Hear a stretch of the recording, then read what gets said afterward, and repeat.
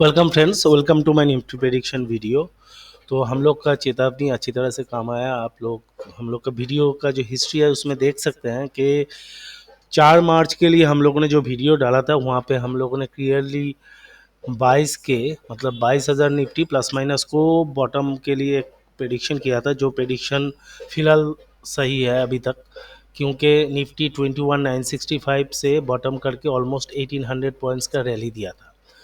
Similarly हम लोगों ने 22 मार्च के लिए जो वीडियो डाला था, वहाँ पे 22 मार्च में जो वीडियो डाला था 24 मार्च के लिए, वहाँ पे ये चेतावनी दिया था कि ये निफ्टी यहाँ पे ट्विस्ट भी डाल सकता है और 23,530 एंड 23,800 जहाँ पे हम लोग को सावधानी बरतना है। वहाँ पे हम लोगों ने थंबनेल में क्लियरली लिखा था कि why it is too early to call it a bottom, why 23,530 and 23,800 so vital, और मार्केट क्यों आने वाले टाइम में 20,600 तक भी आने का एक दूसरा ऑप्शन है।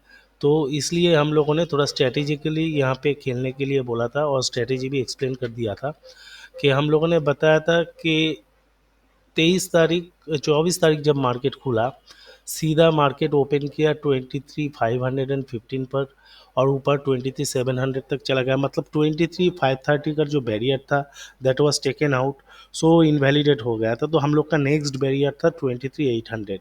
तो हम लोगों ने क्लियरली बोल दिया था कि 23,800 आने पर या तो आप अपना लॉन्ग पोजीशंस जो है उसको स्क्वायर ऑफ करके थोड़ा इंतज़ार कीजिए कि मार्केट इसके ऊपर डिसाइसिवली ब्रेकआउट करता है कि नहीं करता है, और फिर नीचे आता है तो तब सोचिएगा। और अगर अपना लॉन्ग पोजीशन कैरी करना चाहते हैं तो you must maintain a trailing stop loss. तो मार्केट देखिए ट्यूसडे को मतलब 25 मार्च को 23,870 तक तो गया था, लेकिन वो सस्टेन नहीं कर पाया। इनफैक्ट शुरू के कुछ मिनट्स के बाद ही मार्केट धड़ाधड़ नीचे गिरना चालू हुआ एंड उसके बाद लगातार 2-3 दिन कोशिश किया मार्केट 23,800 के ऊपर जाने का, बट नहीं जा पाया और उसके बाद सेलिंग ट्रिगर किया। तो मतलब हम लोग का स्ट्रेटेजी को अपना के अगर आपने अपना लॉन्ग यहाँ पे 23,800 पे स्क्वायर ऑफ कर दिया था तो आपने almost 95 to 100% long position gains को एंजॉय किया होगा। और अगर आप ट्रेलिंग स्टॉप लॉस भी यूज़ कर रहे थे तो भी आप सेफर पोजीशन में थे, हालांकि आपका प्रॉफिट थोड़ा रिड्यूस हो गया होगा, लेकिन किसी भी एंगल से आप रिस्की जोन में नहीं थे।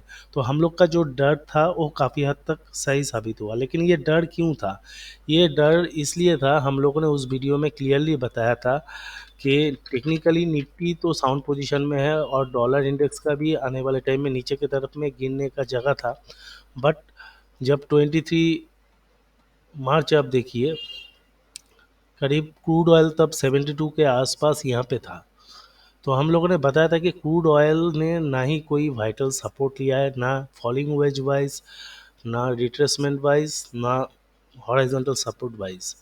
तो क्रूड ऑयल का यहाँ पे गिरने का जगह है, क्योंकि गोल्ड इज़ राइजिंग। अगर डॉलर गिर रहा है, गोल्ड राइज हो रहा है, तो क्रूड ऑयल किसी भी एंगल से ऊपर नहीं जाएगा बल्कि नीचे आने का चांसेस है।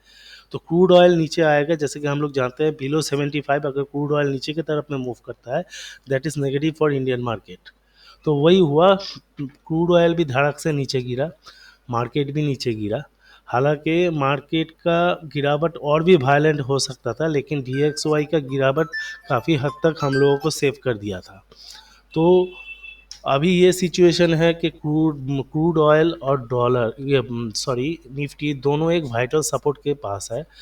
और जैसे कि हम लोगों ने यहाँ पे डाला है कि यहाँ पे एक इनवर्स हेड एंड शोल्डर बनने का प्रोबेबिलिटी है विथ सपोर्ट एट 22,800।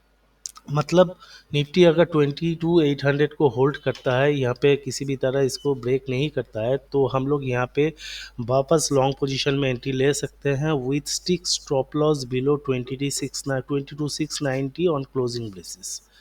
क्यों?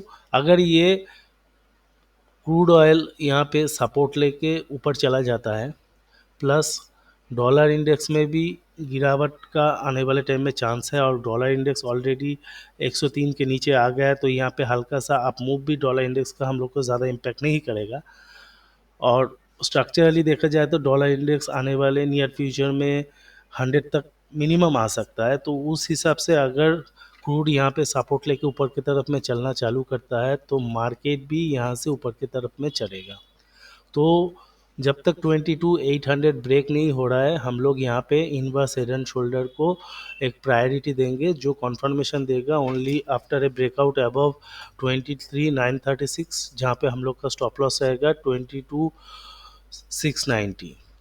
और अगर बाई चांस 22,690 ब्रेक हो जाता है तो हम लोग को किसी भी तरह से लॉन्ग पोजीशन में रहने का गुंजाइश नहीं है, नंबर वन।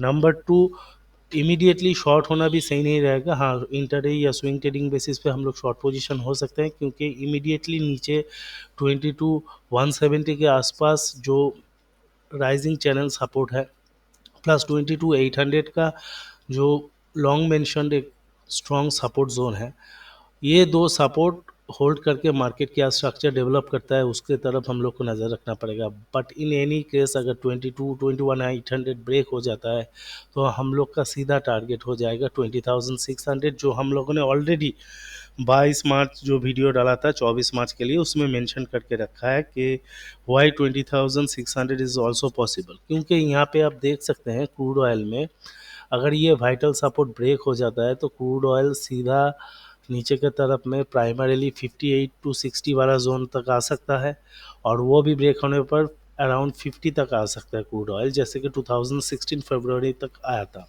तो अगर क्रूड ऑयल अभी नीचे चलेगा तो मार्केट के लिए नेगेटिव होगा। तो इसलिए मैं बोल रहा हूँ this is the last buying opportunity. अगर हम लोग का नसीब अच्छा रहा तो यहाँ से मार्केट टर्न अराउंड करके ऊपर जा सकता है, but this is a level जहाँ पे ब्रेक होने पर काफ़ी भारी भरकम गिरावट का आशंका है।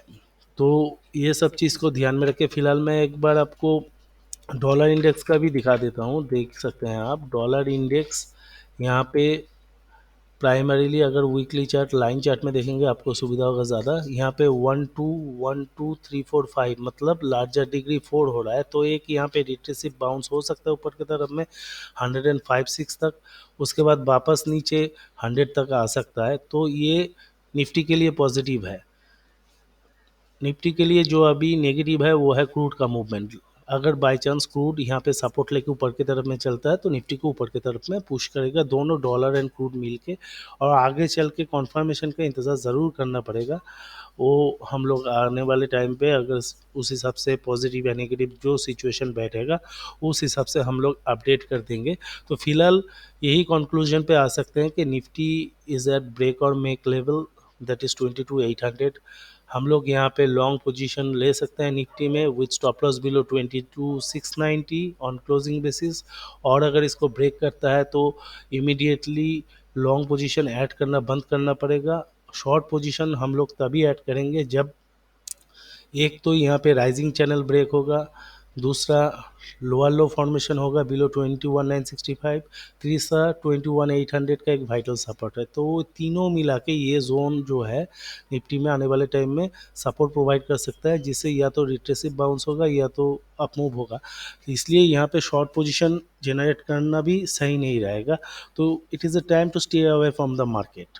कभी कभी मार्केट से थोड़ा दूर रहना भी अपने पॉकेट एंड हेल्थ के लिए फ़ायदेमंद साबित होता है। तो इस चीज़ को फॉलो करके आने वाले टाइम में ट्रेड कीजिए।